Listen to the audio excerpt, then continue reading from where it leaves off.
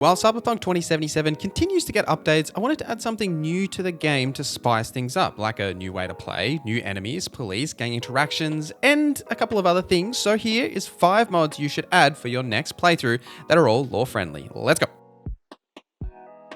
We'll start with the big one, then we'll get into the overhauls, and I've got a couple of cheeky extra ones at the end that you should check out. So, starting with the New Game Plus mod, which adds New Game Plus. Bit of a surprise there. Huh? Who would have thought? Not me.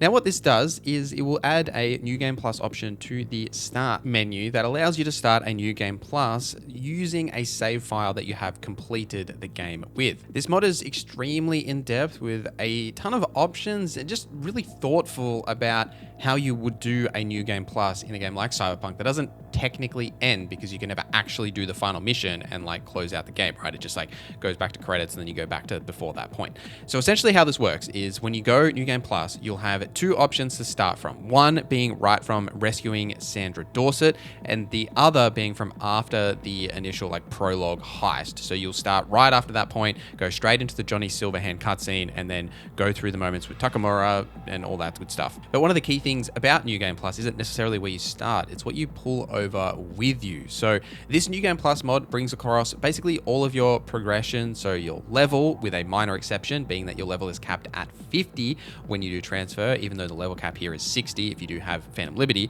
it'll drop you down those 10 levels just so you get a little bit of progression in the New Game Plus, so you kind of start from there. All your street cred, your perk points, attribute values, relic points, proficiencies, cyberware, everything, it all comes with you, but some of it does unequipped or reset, like your perk points, you need to put them back in. You'll still keep your attribute values and everything. It's also great here because you can change your life path, as it will put you back into the character customization. You'll be able to pick a different life path to say maybe you did the first run around. You can re-customize your V, change your sex, things like that. If you wanted to say, you know, try a different romance option or something like that along the way, you'll be able to do that. And then once you do get back in, you'll have all your vehicles, all your wardrobe, your clothing options, everything's going to be there. And it's a fun mod that is a different way to play Cyberpunk again without having to go through that initial hour rigmarole of not only like the prologue, which you're kind of just at this point, you know, for me anyway, every playthrough I do of Cyberpunk, I'm essentially like beelining it through that prologue section. Poor Jackie, but just trying to get through that section of the game so that I can get to like the main meat and potatoes of Cyberpunk. The next mod is all about Night City itself, and that is called Night City Alive. Now, what this mod does is it makes Night City a bit more dynamic when you're just wandering around, as traditionally in Cyberpunk, when you're just strolling around the streets, yes, there are NPCs moving around, there are cars driving on the road, but there's not necessarily a lot of action that happens surrounding you that you don't have to directly get involved at. And Night City Alive attempts to change that. So this does a couple of things, namely gang members are now able to drive through vehicles, so you'll see them driving around in Night City. Motorbikes are also now a part of traffic as well. Now, civilians and NPCs will interact a little bit differently with each other and with you. But namely, I think one of the main things that this does is you'll see a lot of gang shootouts just happening on the street. Things will, you know, just spark up and you'll just be driving around or walking past and you'll see the NCPD fighting some people on the street or some gang wars that'll like break out. You don't have to get involved. You could get involved if you wanted to,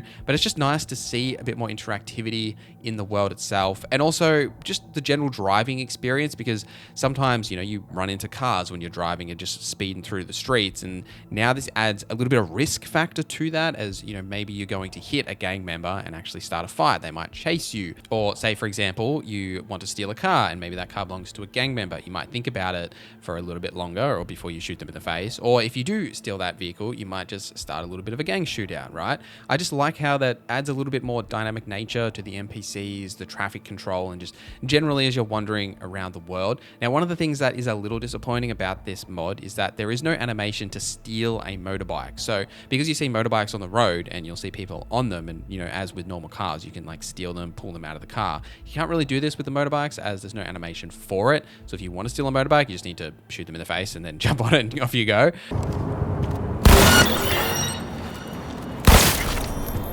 Take this gun away! Fuck!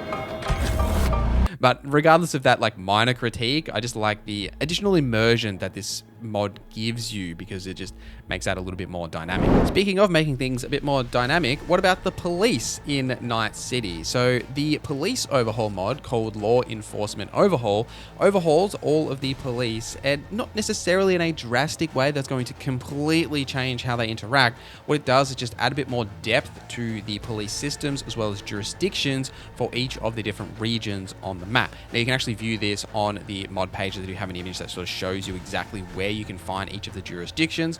But essentially what this means is that depending on the area of the map you are in when you do commit crimes and start building up that star system, different factions will actually come and hunt you down. So for example, when you're in, the middle of the city, it'll just be the NCPD. They'll come and hunt you down. If you're up in the top left near the Arasaka Tower, the Arasaka are responsible for that region and they will come and hunt you down. Or if you're way out near the border, you'll actually get Border Patrol and Noosa will actually come and hunt you down. So it depends on the region you're at, and you'll get different troops as well as different factions that will come and hunt you down because of that region. It also does seem to impact the response times, as I noticed that when I'm right in the middle of the city, the response times are a lot quicker than when I'm out in the middle of nowhere. That might be more due to the police overhaul that CDPR did with Cyberpunk, but it is just something that I noticed specifically when playing around with this police mechanic, as I often don't really fight a lot of police in Cyberpunk. I don't often commit a lot of crimes because, typically Max Dash just comes and kills you if you do commit too many. So I often try and avoid it, but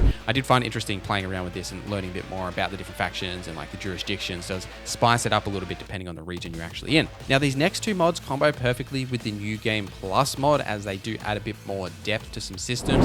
Firstly is the enemies of Night City. What this mod aims to do is make enemies more interesting and challenging by giving them unique abilities, strengths, weaknesses, and just an overall diversity of their movesets. One of the most obvious ways this does this is by having 3 tiers of enemies. There's essentially just like a tier 1, which is your weakest, and then a tier 2, and then a tier 3.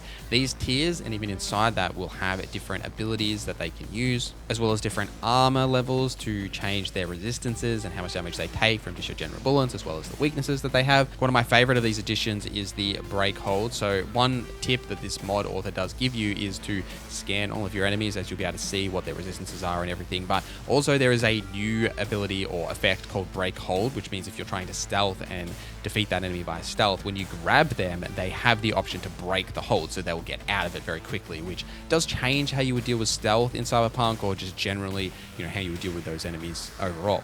Now, this mod is very configurable in the settings once you have installed it, so you can tinker with a lot of the different factions and like their damage numbers and everything. Plus, it also does rebalance a lot of the bosses in the game with new stats, abilities, and movesets that you can play around with as well. So this is why it makes it a little bit more fresh when you're in New Game Plus, because the bosses will feel a little bit different, the enemies feel a little bit different, and it just changes that overall flow slightly while still sticking to the core of what the Cyberpunk experience is. Just like Cyberware EX. Now, what this does is overhaul the Cyberware system to add new Cyberware slots that are unlockable either via perks or money, depending on like the option you choose in the additional modes. Now, essentially what this means is that you'll have additional slots for a lot of the implant sections. So your OS, your eyes, your arms, and your legs. So essentially this means that, say, if you want to equip a cyber deck to do quick hacking and the Sandever stand to slow down time, or say the Berserk mod for the extra health and resistances it gives you, you can equip all 3 of these at once. So you can quick hack, you can slow down time, you can go Berserk.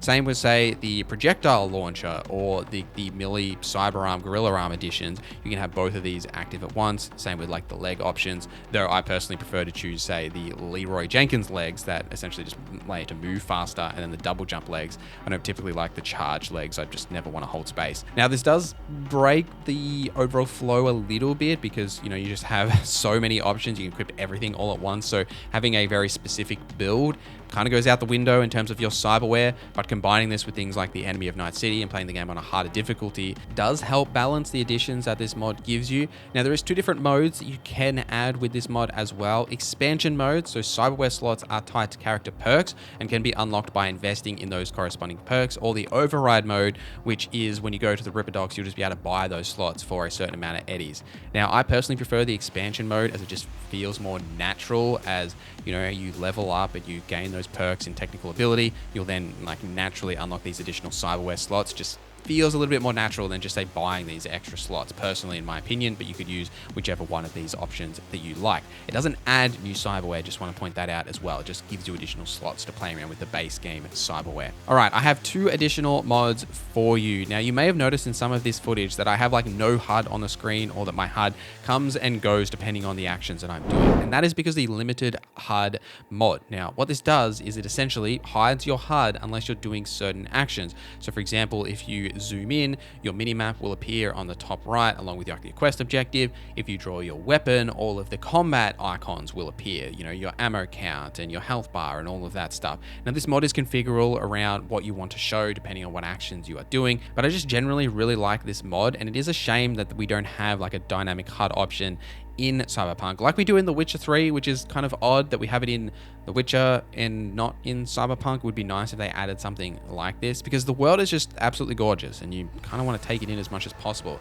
especially when you're in cutscenes and just wandering around. I find it really adds to the immersion just to remove all of these HUD elements that you really don't need at like any of those points. It just brings you into that world a little bit more, and then they're there when you actually need them and not when you don't need them. And the last one is a mod called Companions of Night City. This was actually going to be in this video, except the mod is currently cooked on patch 2.3. The mod creator is apparently working on an update, but what this mod aims to do is allow you to have a companion from all of the romance options in the game. So once you have completed their romance, you'll be able to go to them, talk to them, and then they'll just like follow you indefinitely. They do have some dialogue options and things that they'll like say like based on their previous recorded lines, depending on the actions you do. Really cool mod. Would love to see this work in patch 2.3. Definitely didn't work for me. If you do know how to get it working, or it does work for you, do put that in the comments, but hopefully this mod does get updated, as I do really think that having a companion would be amazing in Night City, because it is kind of lonely just wandering around this giant city on your own. It would be nice to hang out with your companion, your romance option, a little bit more and just, you know, connect with them, right? All right, if you want a similar mod list for The Witcher 3, I will link my Witcher 3 version of this video right here for you, but let me know any other cool mods you have found in Cyberpunk 2077.